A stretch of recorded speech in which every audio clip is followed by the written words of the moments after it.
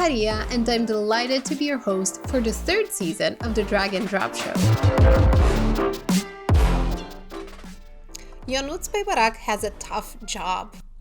As a manager of brand design and production at Bitdefender, he has to make sure that the company's 2,000 employees and countless partners across the globe are aligned so they can create a consistent brand experience for millions of customers.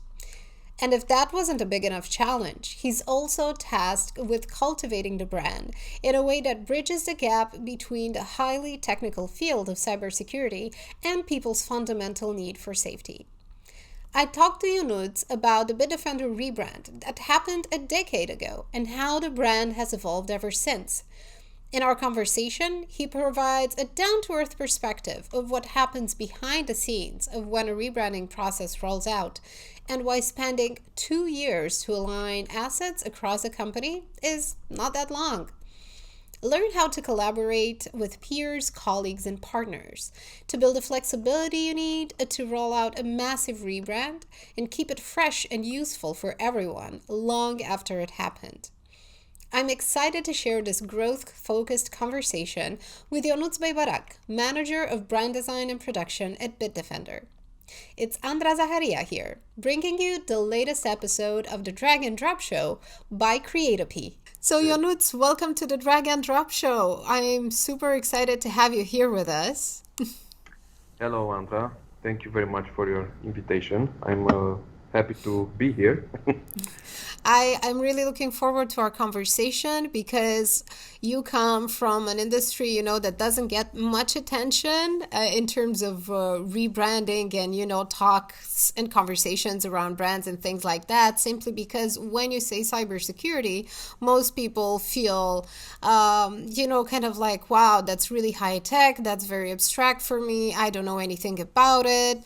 So, I feel like the cybersecurity industry lives in its own place and time, but I'm really glad that we get to talk today and kind of capture a lot of those insights and a lot of what's going on in that area brand-wise, simply because, well, I'm biased. I've been working in the industry for a long time, but also I know that there's so much going on there, and there's such a big challenge to build a brand that really captures people's attention and also emotion. So again, excited to dig into all of this today with you.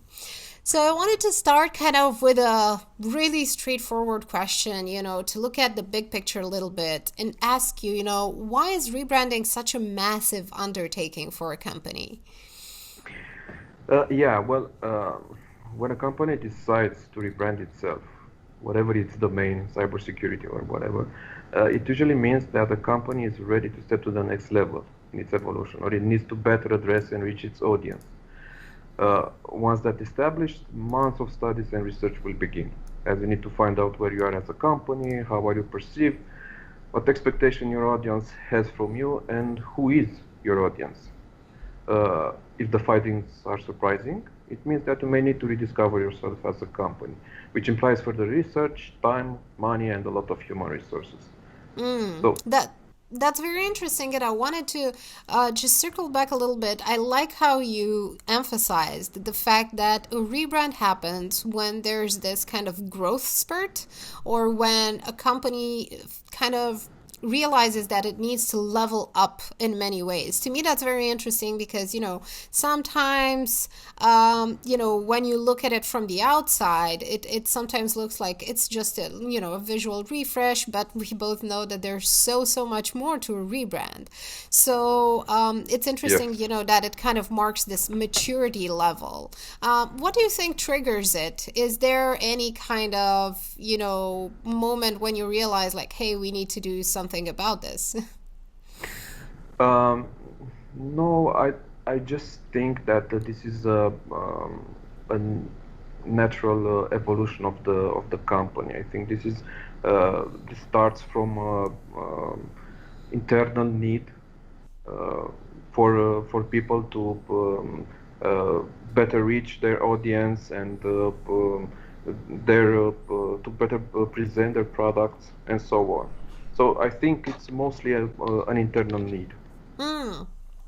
I love that because, everything that I saw so far is kind of the same. It's a kind of a process of redefining, not redefining, maybe polishing and clarifying a few things and getting people aligned around the same kind of ideas and values, or just restating and building on them further.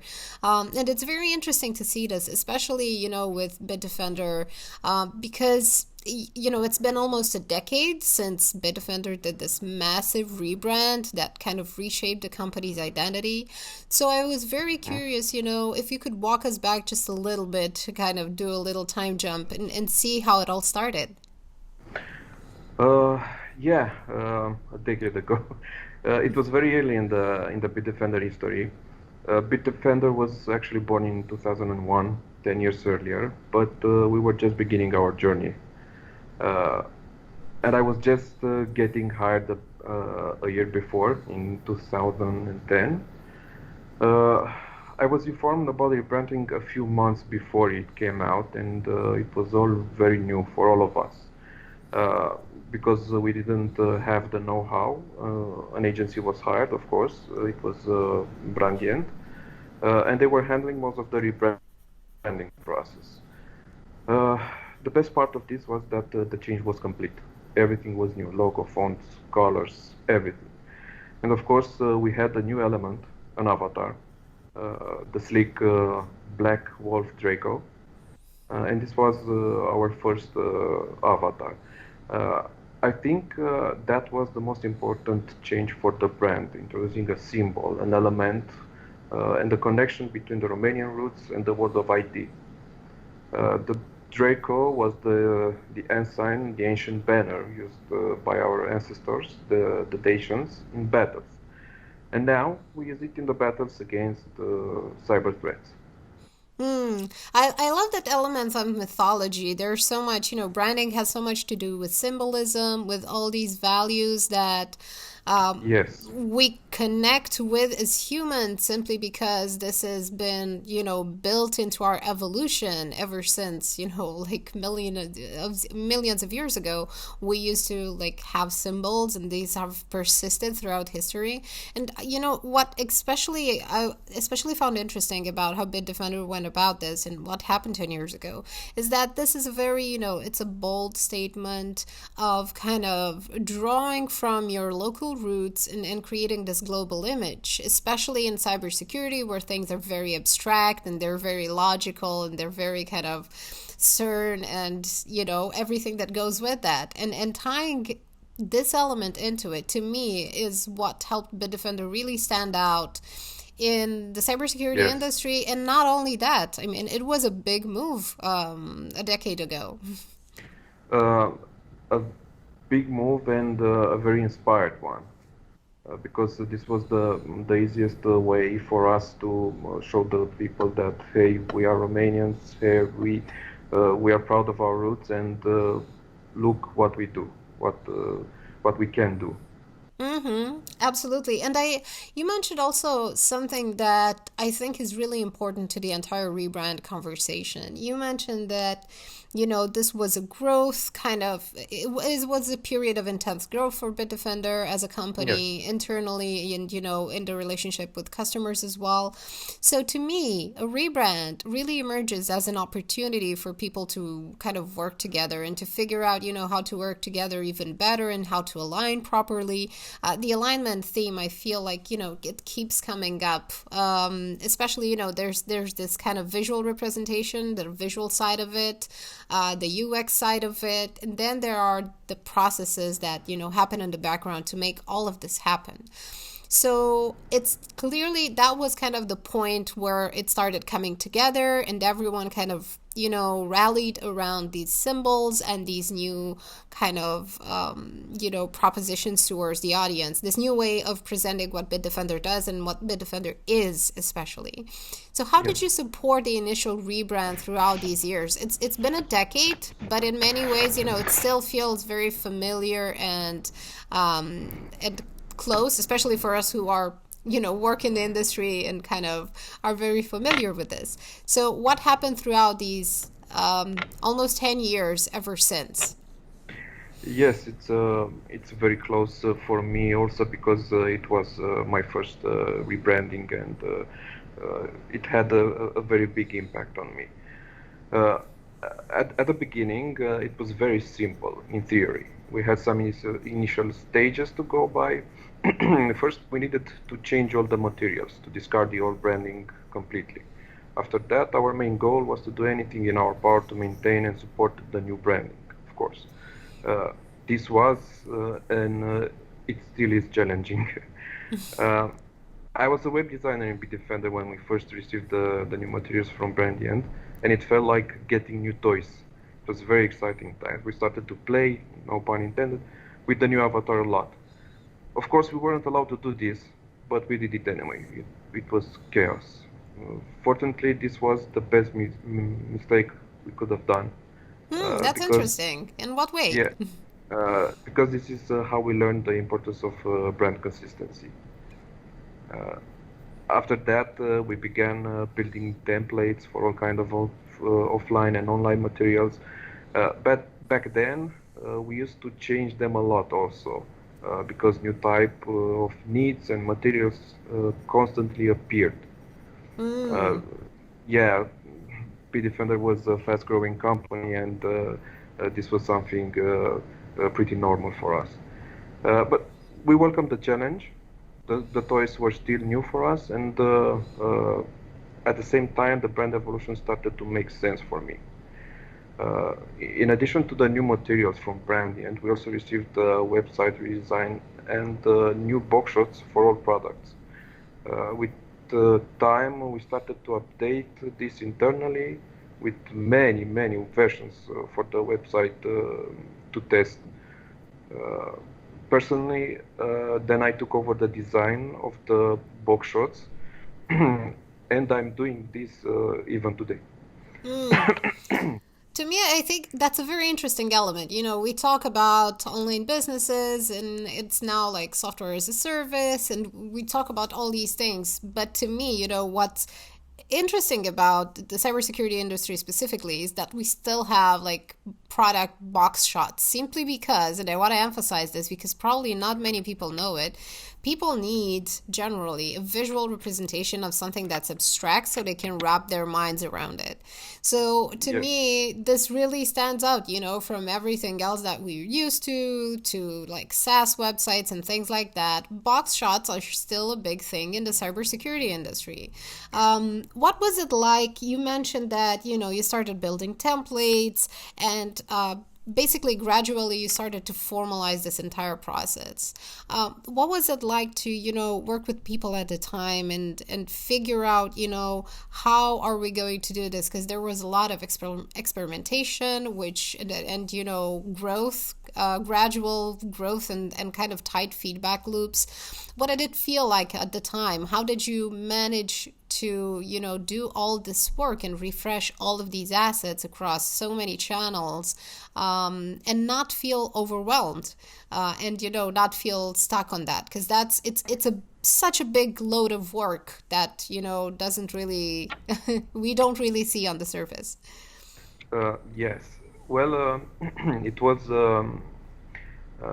was fun for us at the beginning because uh, all we didn't need to go back to the old materials. We just had to discard them and start building on the new ones. So it was very nice and very fun for us because we just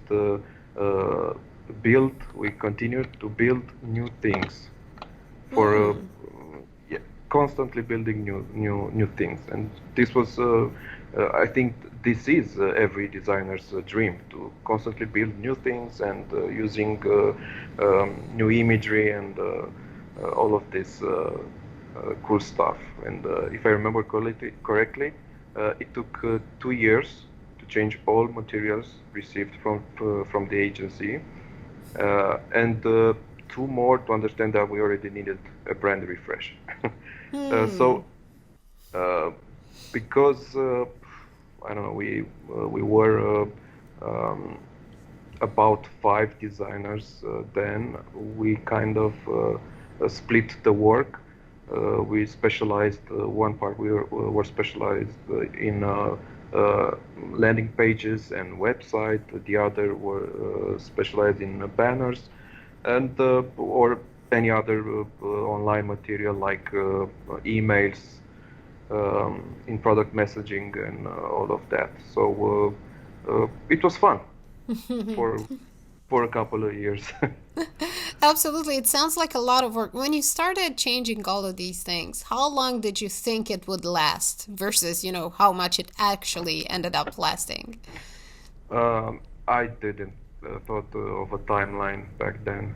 I was just Mm, okay. Let's get this done, and because this all of these things were kind of new for us all, and we were just buried in work, and we didn't have time to think uh, where when we will finish this, how much time we will invest, and we didn't take into consideration the things that were the new things that were to come, uh, mm. all those new types of materials, and yeah, that actually was a very nice surprise for us. And as I said, 2 years to change all materials from the agency, it's actually not a long time. It's It's pretty not. fast. It's not. It sounds like a long time, but it isn't. That's true. It's not. And I love this that you mentioned this, and I think this is so important, for people who have never done a big rebrand or never been part of one. By listening to you and to other guests that we have this season, they have a chance to properly set their expectations and to know that they're gonna go into this process knowing a few things that definitely need to happen, but it's also important to kind of carve out some space, some mental space, and some resources to be able to Yeah. accommodate all of the new things that are bound to happen without you being able to plan them at the beginning. So I think that this is so important. And the second thing that I took away from what you just mentioned is that to deal with this overwhelm and this complexity and all of these requests that stack up, you need focus and you need ownership, because when you have ownership on a specific type of asset or let's say specific channels, then you're going to be able to fine tune your process to be able to make progress on this a lot faster. And I also think that this is a great way to get work done when you have to cover so many things in as fast as possible, obviously, Yes. and to make sure that you maintain quality, because that's a huge thing. Yeah, that for sure. Just to circle back a little bit on the topic of identity, I wanted to ask you a little bit, how does a rebrand change the company's identity and the story that it tells? Because I feel it does this internally, externally as well as internally. So I was curious, what's your perspective in this, being there and doing the work? Well, I think change is good, uh, but a rebrand for me doesn't necessarily mean a change of identity or the story it tells.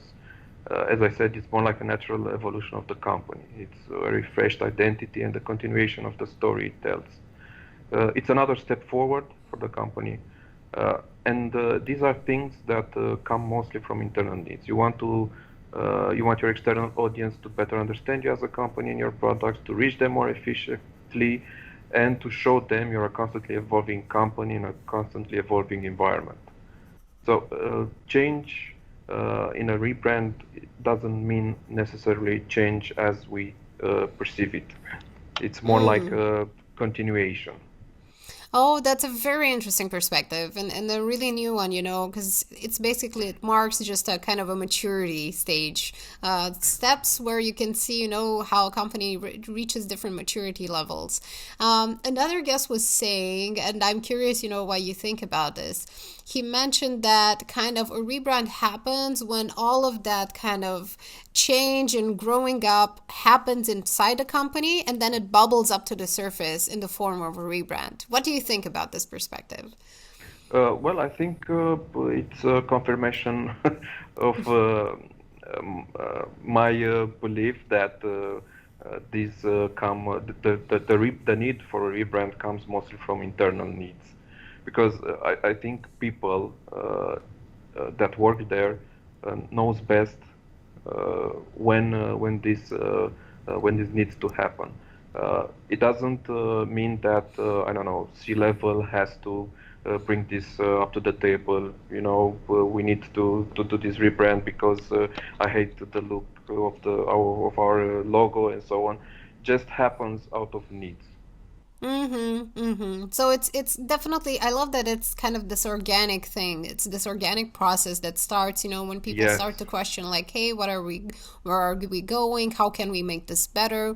How can we kind of meet our customers with something that they can pinpoint and know exactly that it's for them and for a specific solution to a specific need that they have.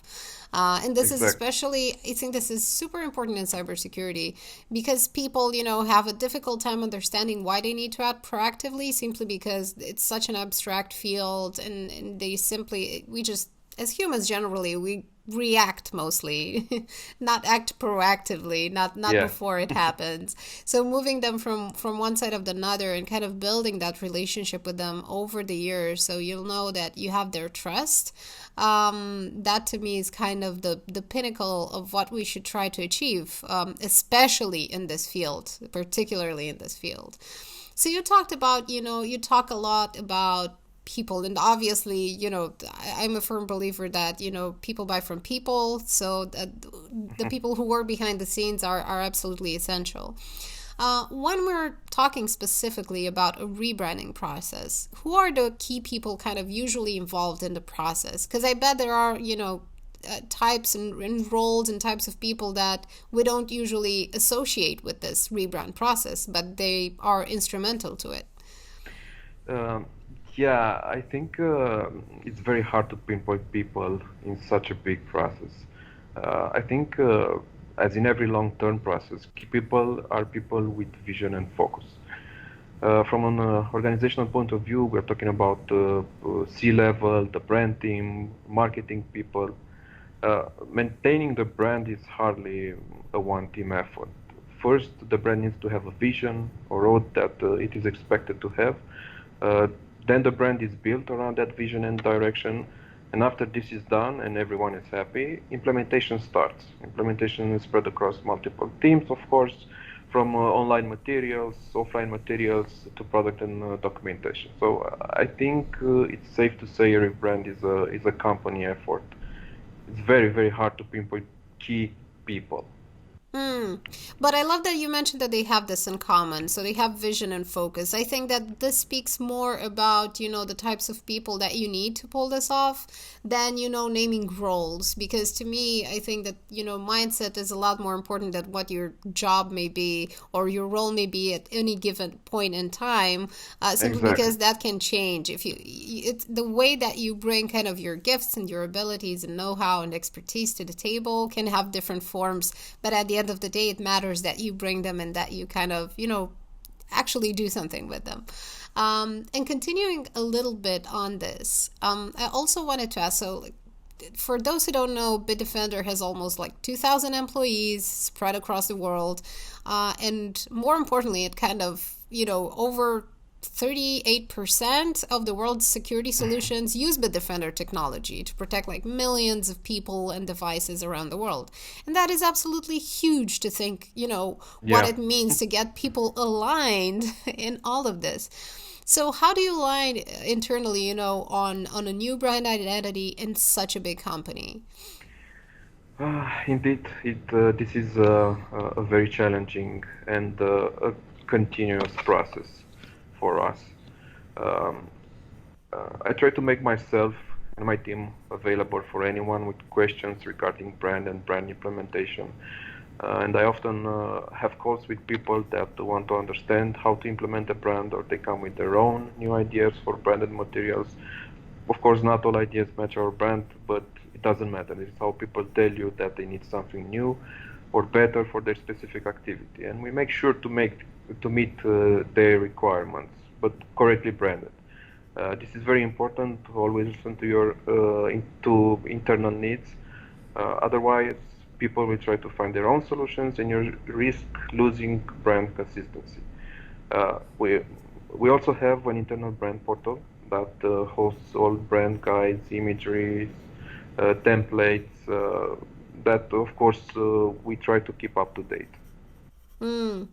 Very, very helpful. So first, having this repository is absolutely essential, but getting people to use it, that's an entirely different challenge.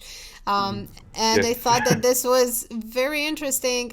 I love how you mentioned that, people will find a way to get done what they need to get done. I'm a content creator, but I don't necessarily, I work with a lot of designers, with UX specialists, conversion rate optimization specialists, and all kinds of specialists, because obviously content is kind of plugged into everything and everything has to work together.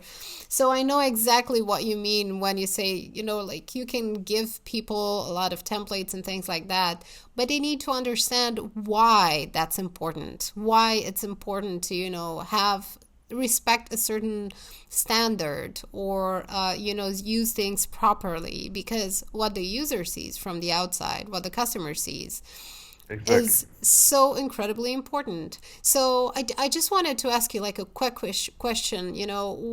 What role do you think consistency what happens actually when a user doesn't see something consistent? What's their feeling? What's their reaction to that? Uh, if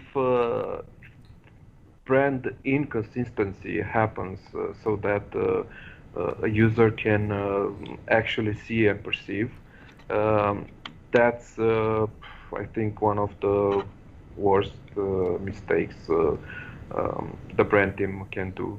Of course, there are always mistakes um, in this process, mistakes that you didn't thought of, mistakes that just happen. Uh, Mm-hmm. but mostly you can um, control them in a way or another. But if you make a mistake that the users can perceive, that's a very big mistake. Um, I think that you just have to try to correct it very fast. Hmm. Oh, I love that idea. I love that, you basically you acknowledge, the fact that you have to work with imperfection to a certain Yes. level, and being able to remedy that, and being able to, explain to people, why this happened and why it shouldn't happen again, and learning from past mistakes. That's an incredibly valuable process. And I just wanted to add like a quick idea here. I think that inconsistency hurts a brand because people might lose a little bit of trust. And plus, we work in an industry where, basically, cyber criminals are trying all the time to use other companies' identities and forge them, and actually, to create a false impression that they can be trusted when the websites are malicious, they're infected with malicious code, and they're basically trying to just capture their trust in a malicious way with bad intentions. And I think it's even more important to get people to recognize what a true brand identity is, because to spot like a phishing email who's trying to get you to click on things and get your data by saying like things like, hey, you received a package and you weren't home, we couldn't deliver it. And to know that that's not a legitimate email, you have to know what a legitimate email looks like. You have to know what a legitimate website looks like, what the brand what the logo is, what the footer looks like, and things like that. So to me, Yes. branding as an element of trust is even more important in cybersecurity, and not just in cybersecurity, but generally, because it teaches people to recognize legitimate websites, emails, and other assets from illegitimate and malicious ones, which obviously cyber criminals are trying to forge constantly. So I just wanted to add that, because we're on the topics, we're stealing, just capturing a moment to talk about cybersecurity education. It's always a good time to do that. Yeah. Talking about risks a little bit, and going back to the kind of the core topic of the show, what are the risks a rebrand involves? Uh, yes. For us to talk about risks that a brand involves, first we have to take into consideration that a company's decision to do a rebrand should be based on real data and real needs, both internal and external. I see no risks in a rebrand done correctly, based on actual data, numbers, and educated choices. With a rebrand, what you actually do is offer a refreshed, modernized, and correct perception of your company to your audience. You evolve with your audience and market, and if you fail to understand this, of course, the rebrand will fail. Other than that, I don't see any real risks. That's very interesting, and I'm very curious, what kind of data do you look at, like broadly speaking, and how do you make sure that you interpret that data correctly? Because data, if I remember that I saw this quote, and it stuck with me that if you torture data long enough, it'll tell you whatever you want to hear. So how do you make sure you don't torture it? Um, well, I think the most important data you should rely on is the data that shows you your brand awareness, the level of your awareness, the um, brand elements that people acknowledge and recognize.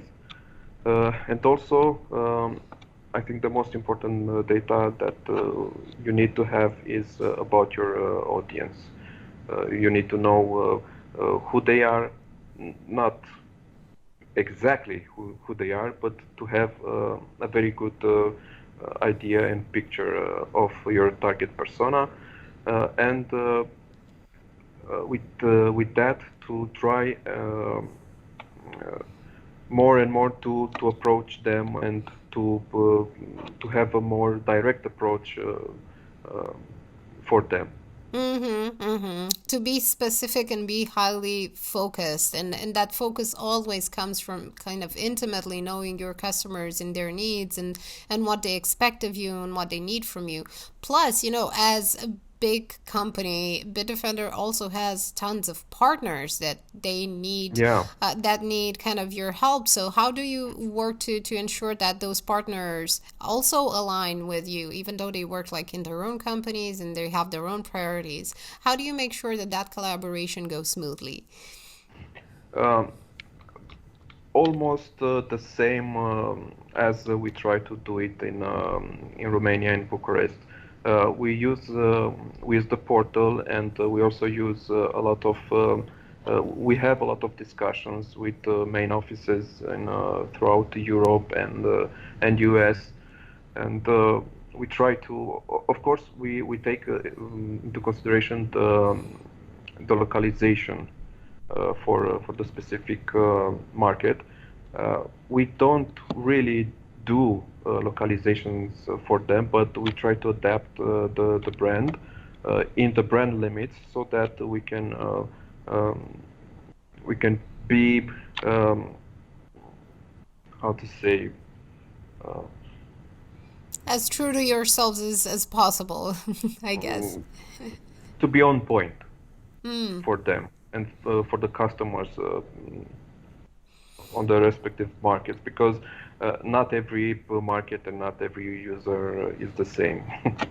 Absolutely. Plus, the cultural values are very different. Even how the text is laid out on a website can be incredibly different and be read, from right or left, and not the other way around. So that makes a world of difference, to how things look and how they feel and what the entire experience of it is.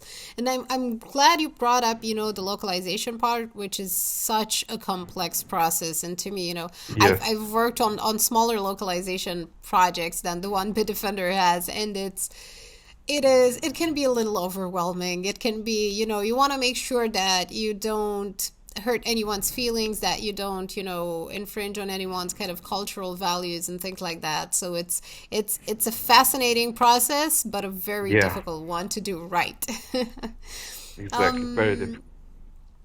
and I wanted to ask on this topic, could you share some other kind of unexpected challenges that happen when you start a rebrand?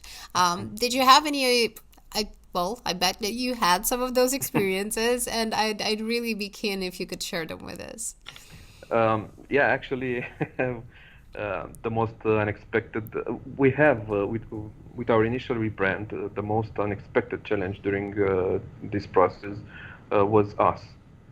Uh, Back then, we were three major active designers involved in this process, and we were so excited about their branding that we each tried to bring part of us in it. And soon our dragon went through water, fire, smoke, you name it, through barbecue. Uh, Fortunately, we woke up very fast and used the correct Draco, and so we learned that internal synchronization is very important. We then built an internal server with up-to-date materials and made it available for everyone, so that we can keep all the materials updated and anyone could use them, the templates or the specific campaigns we did. Mm. And I just wanted to mention a quick thing about templates. To me, they're not just a tactical element. They're not just a way to ensure brand consistency.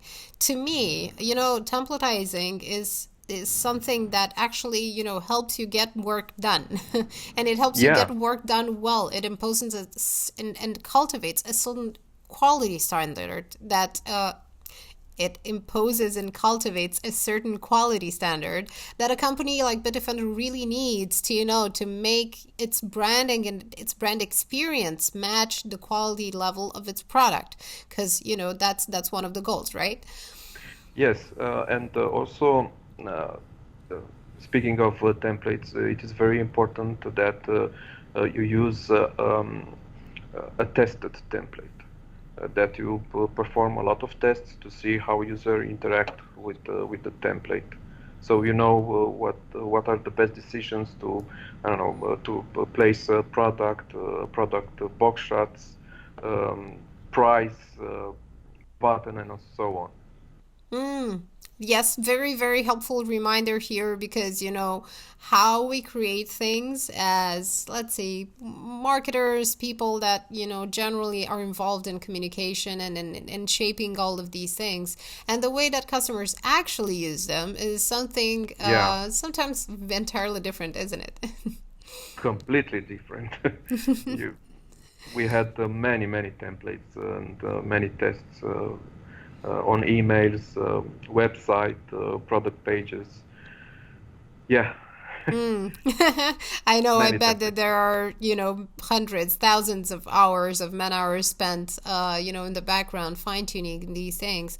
Plus, as you mentioned, a brand is something that lives, that evolves kind of organically, just like a human being, and it evolves along with its customers and its users who also have, drastic changes in their consumption behavior and the channels they use. We've seen it over the past year, how things changed so Hmm. differently and how social media usage skyrocketed, how people, found new ways to communicate with each other and move their conversations from, where they used to happen in the office or, out for coffee or whatever it was. They moved them online. So that's a whole new way that people are interacting and brands definitely have to understand this and then serve their customers in these new ways. Yes, it's like in Jurassic Park. Life finds a way. And brand finds a way. Yes, that is Brand so finds a so way. true. We're gonna make this the slogan of this season because I think that it really captures a lot of what happens behind the scenes. I True. just wanted to, dive into your personal experience, because you mentioned that, being part of that rebrand 10 years ago had a big impact on you. So you've been with Bitdefender for over a decade, and you went from web design to managing the company's entire brand and how it spawns across countless assets, basically, at this point. So how has this changed you and your professional outlook? Well, when you put it like this, yes, decade is a lot of time. I had a lot of time to to better myself. Well, when I first came in Bitdefender, I was actually like a Swiss Army knife. I did design in like 5 different programs for most online and offline materials. I did coding in CSS and HTML for all the websites, pages, Flash, and even a bit of WordPress implementation. I actually didn't mind.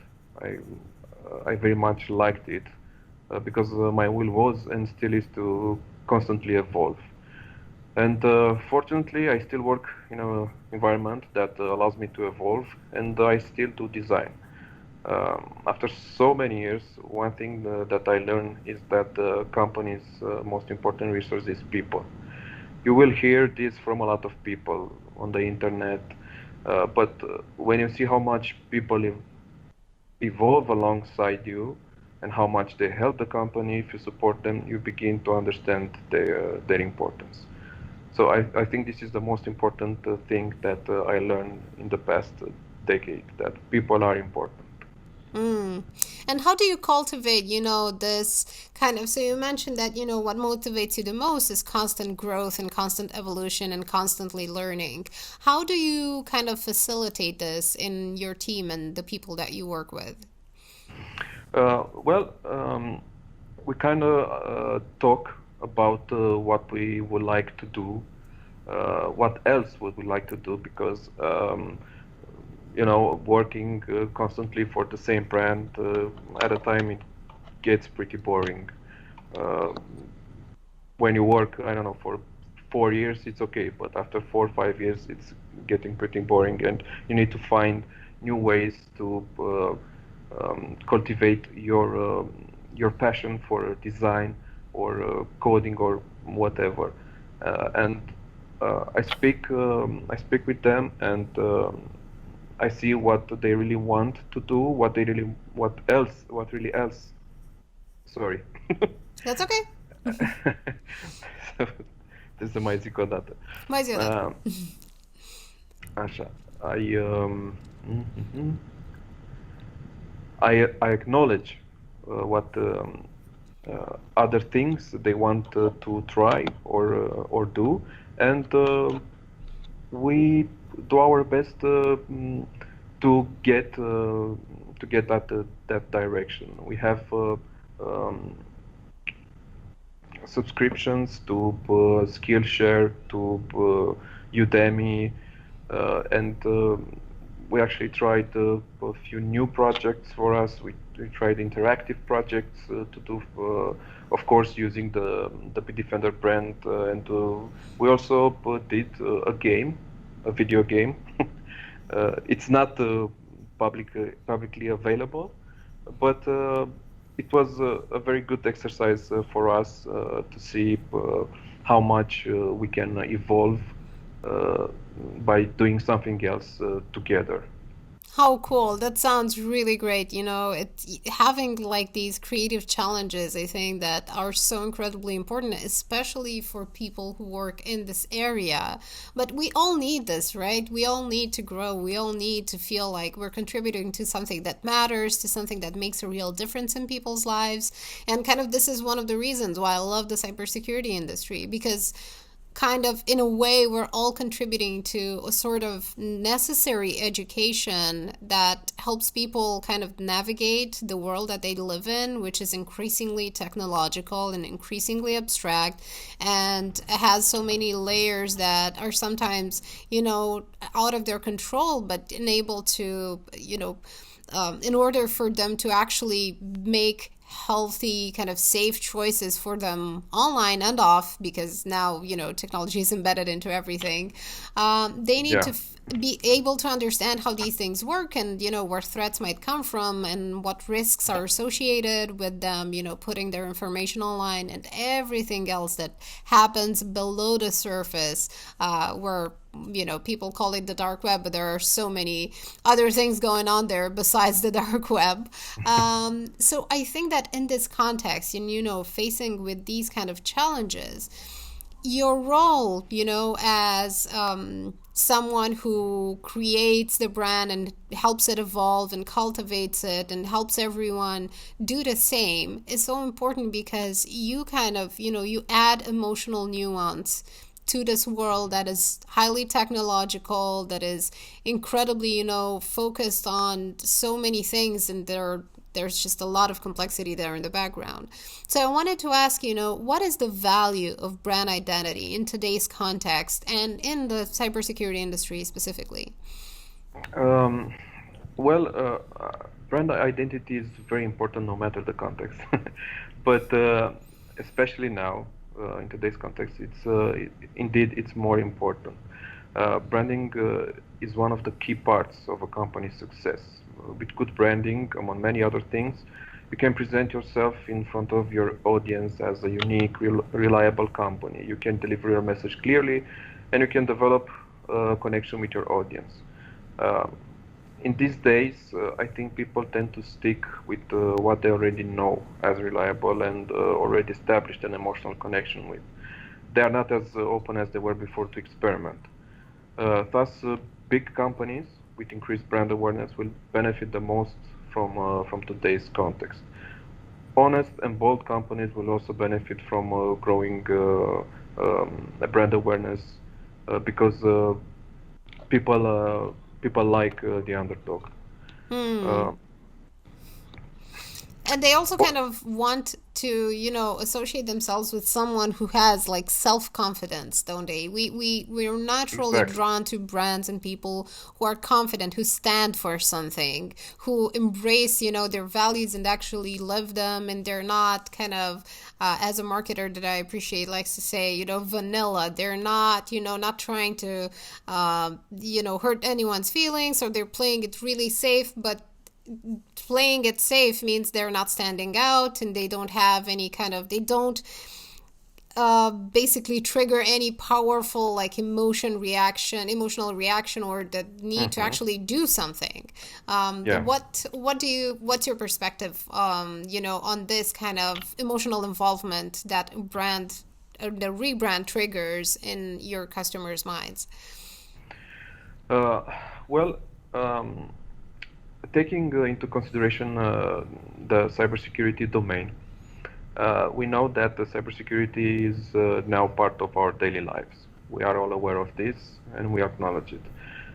Anyone who has a device connected to the internet, no matter if it's a personal or work device, they must protect it. It's almost like having a health insurance. Uh, Choosing a cybersecurity software is not an easy task. That's why, for many, it's mostly based on the connection they or people they know have with that brand, even if that brand doesn't offer the best suited security solutions for them. Others prefer an educated choice, and for them, brand awareness is kind of secondary. At the same time, these are the people that are most likely to form a strong emotional connection with the brand, especially if you prove yourself a reliable brand. They will stick with you because you first proven that sorry. They will stick with you because you first proven that your solution is useful for them. Hmm. That is very interesting differentiation, and I'm glad you touched on it, because not all people kind of relate to branding the same way, and the way, the channels or the opportunities, let's say, that we have to meet a brand, or bump into a brand through our lives, change our perception of it. Like you mentioned, when you get, a referral from a friend, you're most likely to kind of play into this emotional reaction and then buy, because there's that inherent trust building that happens. Yeah, But if you were to like look at reviews and, start reading like what is the best solution for what I need, then the approach is going to be a lot more pragmatic and a lot more, focused on kind of a cost benefit analysis. So to me, that's very interesting, especially because we like to think of ourselves as humans as very rational decision makers.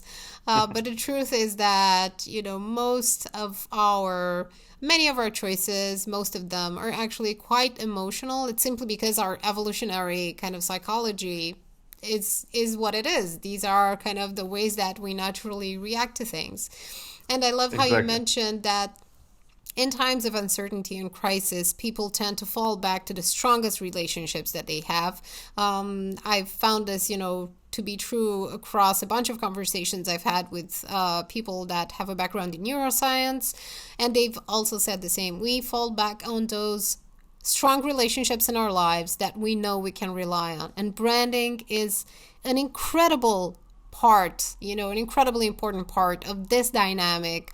And it's incredibly important for brands to continue to invest in this direction, as they grow and as they try to, weather all of these kind of stormy stages in their lives. Yeah. Um, Before we wrap up, Nils, and you've shared, so many incredible, very, very helpful insights to, what a rebrand is and how it looks like from the inside. If you were to give like one piece of advice to, designers, brand managers, marketers, and other people who are involved in rebranding, what would that sound like? Um, Keep it simple, uh, but also at the same time, uh, try to know your audience. Don't be afraid to experiment. Don't be afraid of making changes. Learn from your mistakes. Let the brand evolve. Listen to internal needs and support your people. And not in Mm. this particular order. No pressure. Uh, just to go back just a little bit on the keeping it simple part. What do you mean by that? um, we as people, as you said before, we make emotional choices. I don't think users are complex decision makers. Uh, they almost always make quick decisions and mostly to the brand or to the product that quickly makes sense to them. So if you Mm. present your brand or your product in a very simple way, so that anyone can understand it, uh, you practically hurry up uh, their decisions. Hmm. That is a wonderful clarification, and thank you for that. It's kind of the key thing that I think we should all consider when creating anything right now, simply because people are overwhelmed by choice, they're overwhelmed by information, they're overwhelmed by emotions and reactions and changes and everything that's going on. So I feel like we have a responsibility as communicators, no matter what our role is, to provide this clarity and to not make people jump through hoops because they don't have the bandwidth to do it. And I feel it's also kind of an act of kindness to each other, an act of Exactly. empathy, to do this for each other and to kind of help make each other's lives easier, and safer, and a bit better in every way that we can. Indeed. Let's do this.